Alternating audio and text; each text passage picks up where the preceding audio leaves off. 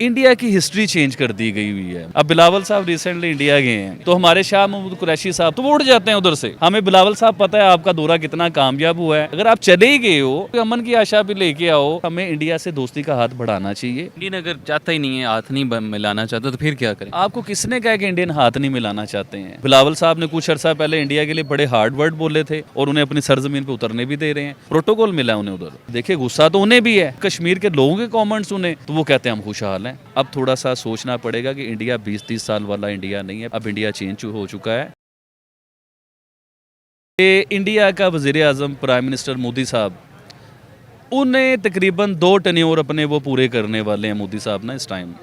आप ये देखिए कि मोदी के आने से पहले और मोदी के आने के बाद इंडिया की हिस्ट्री चेंज कर दी गई हुई है। वो सिंसेयर हैं अपने मुल्क के साथ। वो चाहते हैं कि हम अपने मुल्क को ऊपर कैसे लेके जाएं। उन्हें ये चीज़ें नहीं है। अभी देखिए ना, हम लोग किस चक्कर में पड़े हुए हैं।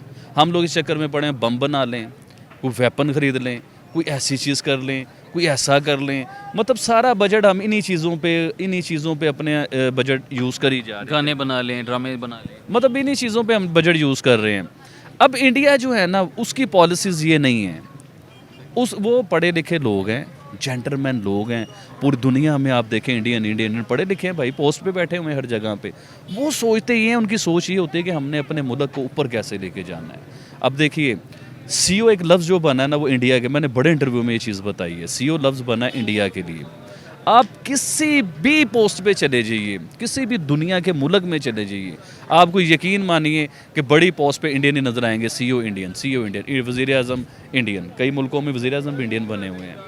तो अभी जिससे हमारे शहबाज शरीफ साहब भी रिसेंटली मुलाकात करके हैं और बड़ी तस्वीरें खिंचवाई हैं कि हमारे तल्लुकात अच्छे हो गए हैं, पता नहीं। तो यार ये तस्वीरें खिंचवाने से जो है ना नहीं काम होता। अब बिलावल साहब रिसेंटली इंडिया गए हैं। अब इंडिया जाके उन्होंने क्या किया है, उन्होंने एक इंटरव्यू किया है किसी चैनल के साथ, और जो पाकिस्तान के ऊपर इल्ज़ामात लग रहे थे, जो बातें हो रही थी, उन्होंने उसके जवाब दिए उन्हें। चलें ये बात समझ आती है कि आप डिफेंस कर रहे हैं, पाकिस्तान की बात कर रहे हैं, लेकिन जब आप चले ही गए हो, आप वैसे तो हम बड़ी गैरतमंद कौम है ना, तो अगर हम एक जगह पे क्या होता है जी कि यही मीटिंग हो रही होती है या इससे रिलेटेड वज़ीर ख़ारजा की मीटिंग हो रही होती है किसी कंट्री के बीच में, तो हमारे शाह महमूद कुरैशी साहब होते हैं उस समय ना वज़ीर ख़ारजा, तो वो उड़ जाते हैं उधर से। मतलब गैरतमंद ना कि उड़ जाते हैं उधर से। वो कहते हैं जी कि हम इंडियन के साथ हम नहीं बात करेंगे जब तक कश्मीर का मसला हल नहीं होगा। तो अभी कश्मीर का मसला हल नहीं हुआ, आप इंडिया कैसे पहुंच गए हैं? पहले तो ये बताइए हमें। फिर आप जाके कहते हैं कि मेरा दौरा बड़ा कामयाब हो गया।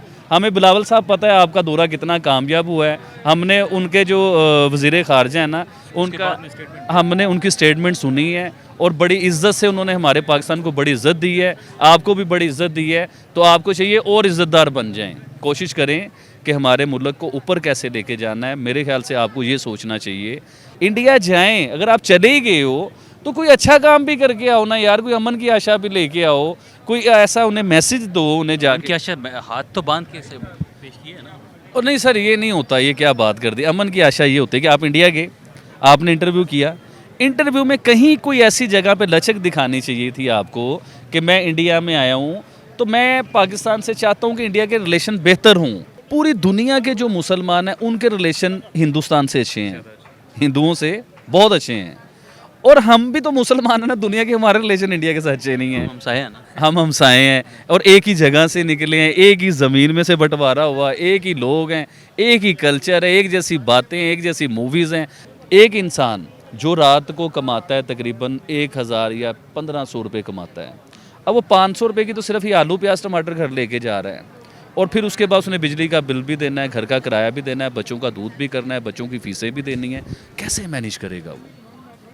तो क्या है ये बताएं। उसका हल ये है कि हमें इंडिया से दोस्ती का हाथ बढ़ाना चाहिए और कश्मीर से बाहर निकल जाना चाहिए, क्योंकि कश्मीर को हमने बहुत टाइम वेस्ट कर बैठे हैं कश्मीर के लिए। इंडियन अगर चाहता ही नहीं है, हाथ नहीं मिलाना चाहता, तो फिर क्या करें? आपको किसने कहा कि इंडियन हाथ नहीं मिलाना चाहते हैं? पहले तो मुझे ये बताइए, इंडियन हाथ मिलाना चाहते हैं तो आप इंडिया की सरजमीन पे गए थे ना। अब जैसे उन्होंने रिसेंटली कहा था कि पाकिस्तान में हम अपनी क्रिकेट टीम नहीं भेजेंगे, उन्होंने कहा। वो ये भी कह सकते थे बिलावल ना आए जी, हमारे इंडिया क्यों आए, हमारा तो दुश्मन है, इंडिया के लिए नहीं आ रहा है ये, इसका क्या काम है इंडिया में। क्योंकि रिसेंटली बिलावल साहब ने कुछ अर्सा पहले इंडिया के लिए बड़े हार्ड वर्ड बोले थे, बड़ा ख़तरनाक किस्म का बयान दिया था। तो वो उनका सब्र नहीं है कि उन्होंने वो इतने ख़तरनाक बयान दे रहे हैं वो इंडिया के ख़िलाफ़, और उन्हें अपनी सरजमीन पर उतरने भी दे रहे हैं, उधर उन्हें वेलकम भी कर रहे हैं, उन्हें प्रोटोकॉल भी प्रॉपर प्रोटोकॉल मिला है उन्हें उधर। तो इज़्ज़त मिली है, ये बात नहीं कि नहीं मिली, इज़्ज़त भी मिली है, उन्होंने अपने मुंह से कहा उन्होंने यार कि मुझे इंडिया में जो है ना प्रोटोकॉल भी मिला, इज़्ज़त भी मिली है।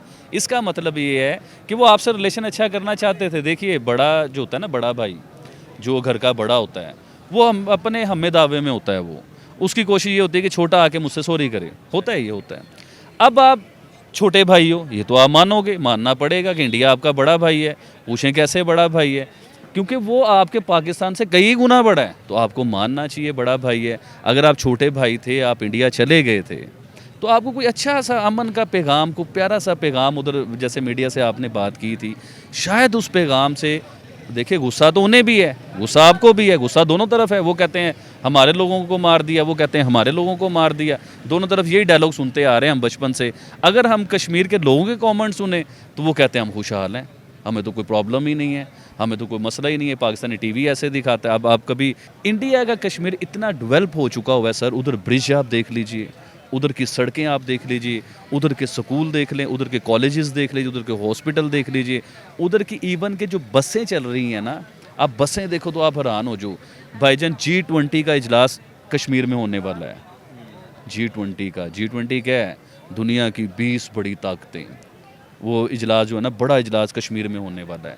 वो अपने कश्मीर को तो दुबई बना रहे हैं, स्विट्ज़रलैंड बना रहे हैं अपने कश्मीर को। तो थोड़ा सा ना हमारी गवर्नमेंट को, हमारे पॉलिटिशियन को अब थोड़ा सा सोचना पड़ेगा कि इंडिया 20-30 साल वाला इंडिया नहीं है पहले जो था, अब इंडिया चेंज हो चुका है।